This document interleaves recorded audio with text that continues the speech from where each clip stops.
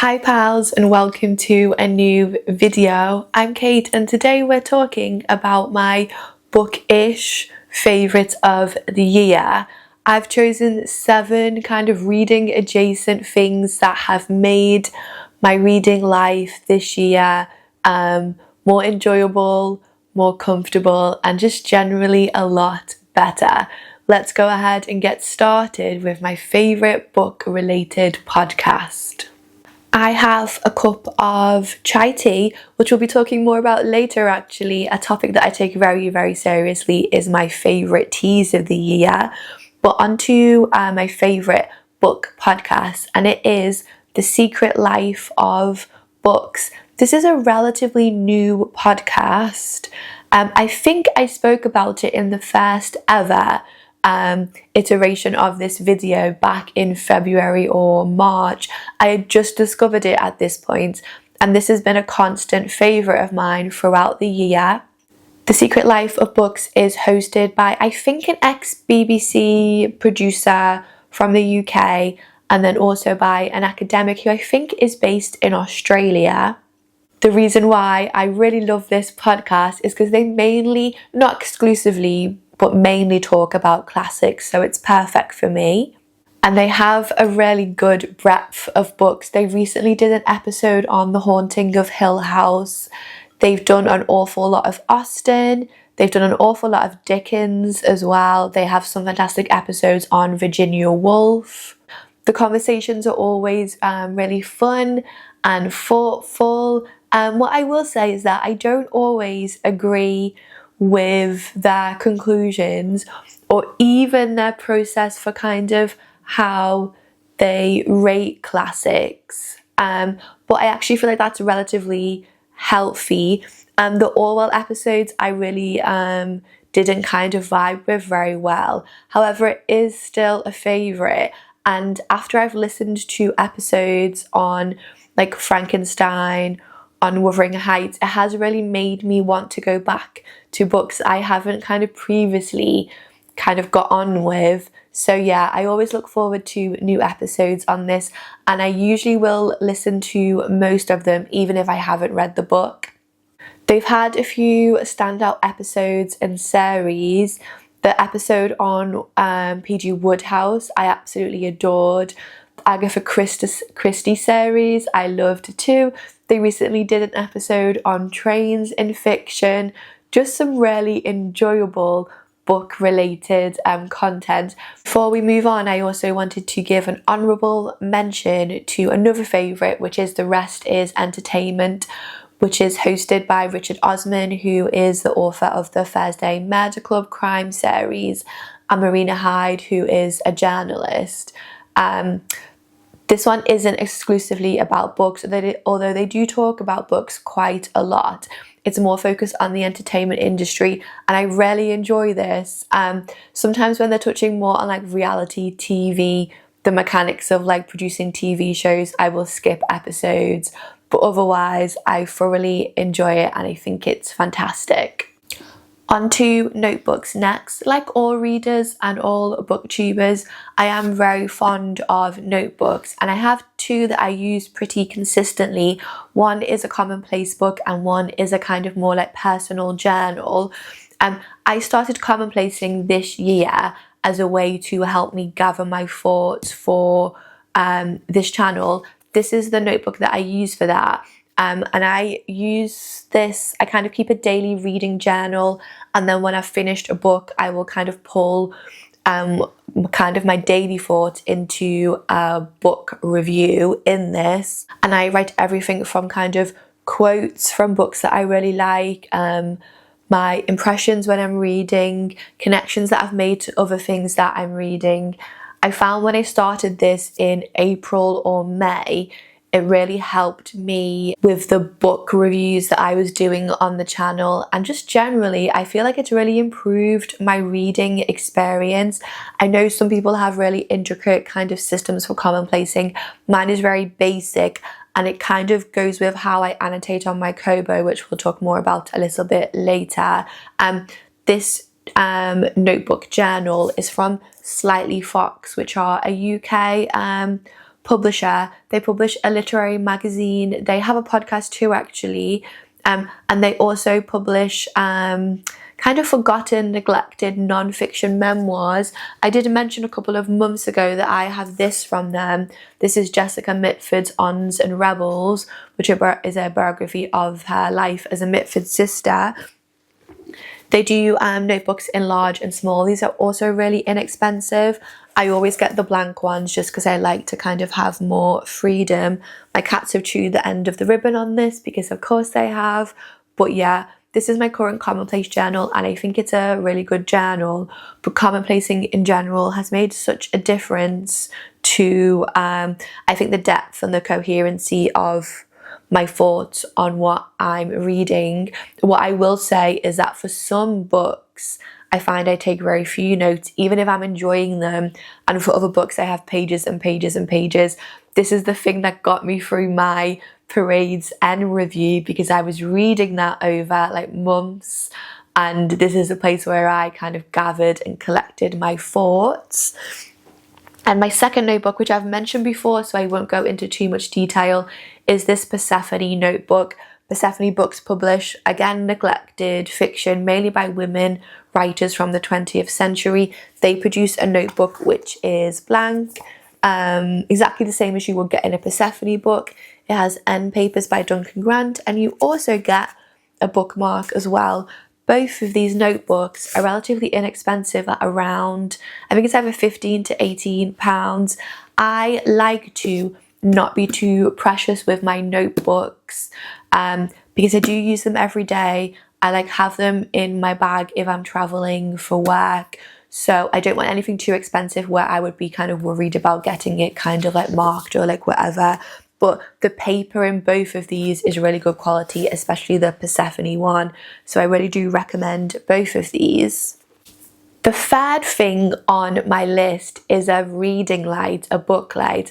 I've included this because I spotted this came up on a books kind of de-influencing things that you don't need. However, I have had this for around 2 years. I ordered this on the 31st of December 2023 and I have used this daily unless I've been away on holiday for almost 2 years. So I am going to try and re-influence people.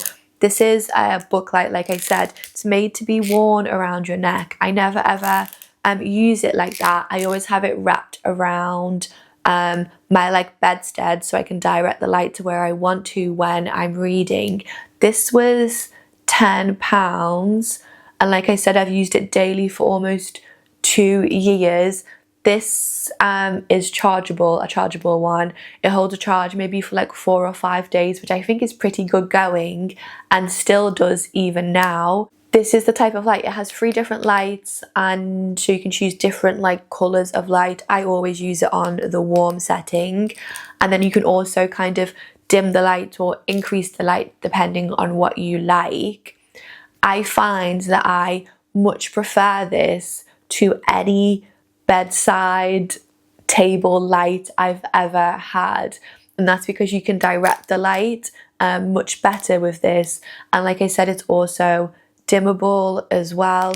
I do most of my reading of an evening between say like 7 and 9, 7 and 10 o'clock in the evening before I go to bed because I mainly work from home now. I couldn't read a paperback in bed without this light, and when I'm reading from my Kindle it does have a backlight which I do prefer to use in like the last hour before I go to sleep, but before that I have this on. It can be really strong if you want it to. I think it's really good value for money and actually has lasted really well. This is the Gritton one. I would imagine every single version of these lights are made in the same factory, so I don't think it matters too much, but this has literally become a like reading essential for me, and whenever I'm away from home and don't have it, I always notice the difference. I'm very particular about lights after say like 6 or 7 o'clock, especially in winter when it's dark outside, because tons of artificial light is kind of not good for your sleep. So definitely recommend a favourite of the year. and I guess it's just a question now of how long this one lasts before I have to buy a new one. Next up is my Kobo. In February, I switched from my Kindle Paperwhite to the Kobo Libra Colour. I've previously to getting this used Kindle for about 10, 15 years, if not longer, and I never really considered any other options. I did a whole 6-month in-depth review on this, so I won't go into too much detail here, other than to say I really, really like this. It's not perfect. The main takeaway or con for me for the Kobo, and this would apply to all different readers, is the title availability in the Kobo store, especially if you read kind of forgotten 20th century classics, classic crime. I think you may come across some issues, but all in all, I'm really glad that I got this. I'm currently reading Long Bright River by Liz Moore on this. It's a really pleasurable reading experience. The Libra is slightly bigger, larger to hold than I think it's the Clara or a Paperwhite. That's something to kind of be aware of, but it's still really light and really enjoyable to read from. When Cumberland Library, where I am up north, have titles on Libby, it syncs with this perfectly, and it's such a joy. So my issue is that sometimes my library don't have the titles that I'm after, but when they do, this is an absolute game changer. One of the things that this has also really helped with is gathering my thoughts on books and reviews. Even if I didn't have this booktube channel, I still do like to spend some time reflecting on a book when I've finished. I usually won't pick up another book straight away. I usually leave it at least a day or two, sometimes longer if that book has been a classic. This has a really great annotating system, which I went through in my review video, and I have a really basic colour-coded annotation system where if something is really important to kind of what the book is trying to do, it's a star. If I like it, it's a specific colour and a heart. I have like exclamation points. That means that when I come to review a book for this channel, or I want to kind of go back on, have a look at what my thinking was, I can go into the book on this, find all the annotations in the same place, and see what I've kind of marked or what I've written on this. So just all in all, I'm really glad that I switched. It's not perfect, but it's pretty close. Right, next up are my favourite teas of the year. If I'm reading, I'm almost certainly drinking tea, and I do have some firm favourites of the year. My like everyday tea is everyday morning, early afternoon tea is Twinings English breakfast, but recently I rediscovered an old favourite, which is the Yorkshire tea biscuit brew. This tea is made to taste like biscuits, and it's so like comforting and warm, especially in winter. I've got into the habit of, before I start work, I usually start work around 7, half 7. I will read for like 45 minutes to an hour in the mornings. I have a really strict no phone policy where I don't check my phone until after I started work, just so I feel like I have the mornings to myself. Currently, I'm always drinking this and I love it so much. A late addition to my favourite teas of the year, and definitely a winter favourite, is this Twinings Vanilla Chai. This is a black tea, so you do have to be careful about caffeine in this, but again, for winter, this is really warming, really comforting, but it is quite mellow and quite like, it says smooth, which I completely agree with for a chai. It doesn't really have a kick to it because of the vanilla.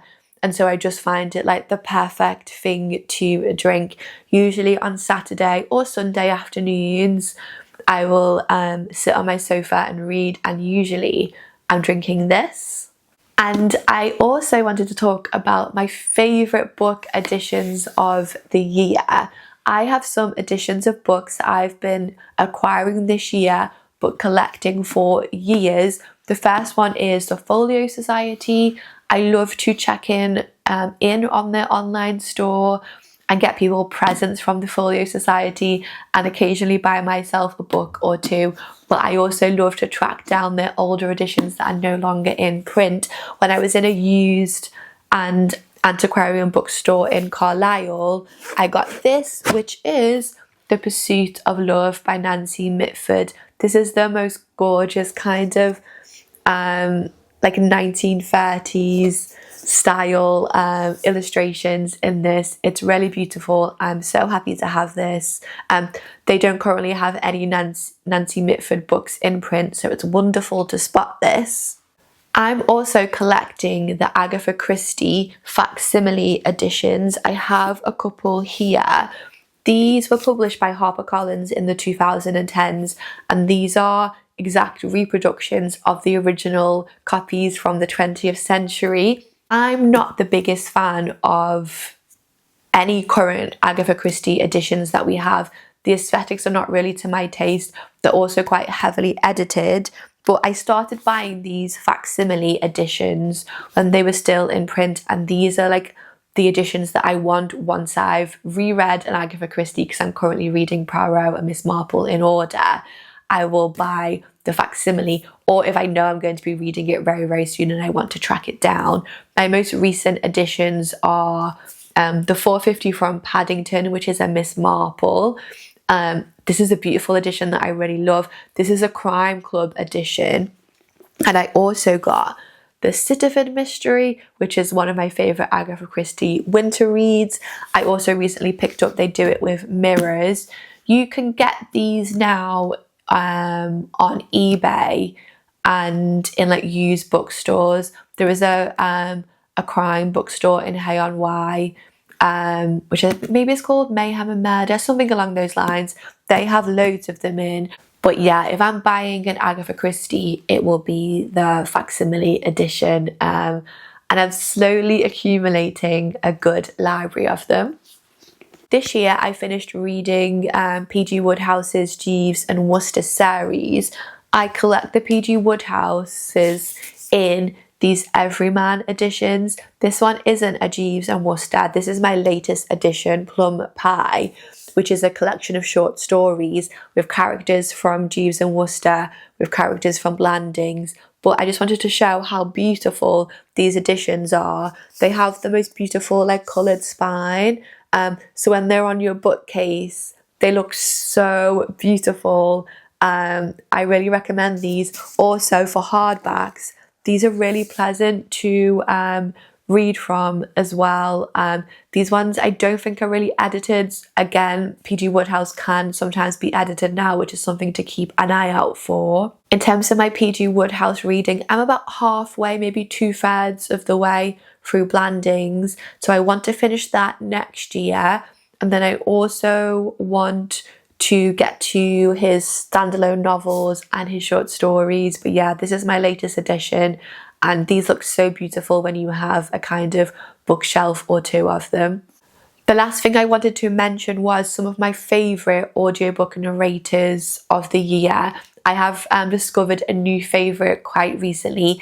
I have done a whole video on audiobooks for classics readers, which I'll link down below, which talks about some of my favourite narrators and some of my favourite books or classics you can get on audiobook.